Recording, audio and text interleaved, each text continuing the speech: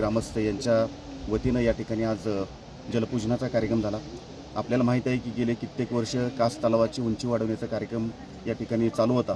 आज कास तलावाची उंची वाढलेली आहे। जवळजवळ पूर्वी असणाऱ्या पाण्यापेक्षा जवळजवळ 5 पट पाणी वाढले, जवळ अर्धा TMCचं हा तलाव झालेला आहे। त्याच्यामुळे सातारा शहराला मग सलग 5 वर्ष जरी पाऊस नाही पडला तरी या तलावात असणारे पाणी आपल्या शहराला पुरू शकेल अशा स्वरूपाचं नियोजन या ठिकाणी केलेलं आहे। आज सातारा शहराला जवळजवळ या कास तलावामधून 7 ते 8 MLD पाणी जातं।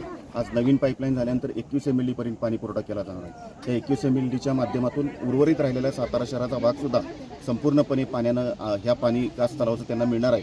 आणि सातारा शहरवासियांचं जे स्वप्न होतं, विशेष करून पूर्व भागामधल्या नागरिकांचं, माननीय नामदार श्रीमंत छत्रपती शिवेंद्रराजे भोसले, माननीय खासदार श्रीमंत छत्रपती उदयनराजे भोसले यांच्या माध्यमातून सातारा शहरातील सर्वच्या भागाला पाणी कशा पद्धतीनं सुनियोजित 24/7 पद्धतीनं दिलं जाईल याचं नियोजन सध्या माननीय नगराध्यक्ष आणि सर्व नगरसेवकांच्या माध्यमातून चालू आहे। त्याच्यामुळे सातारा शहराला लवकरच चांगल्या स्वरूपाचं पाणी जे आता निम्म्या सातारा शहराला जाते ते संपूर्ण सातारा शहर हद्दवाढीसहित संपूर्ण भागाला देण्यासंदर्भातलं नियोजन चालू आहे। आज या ठिकाणी कास तलावाचं जलपूजन झालेलं आहे।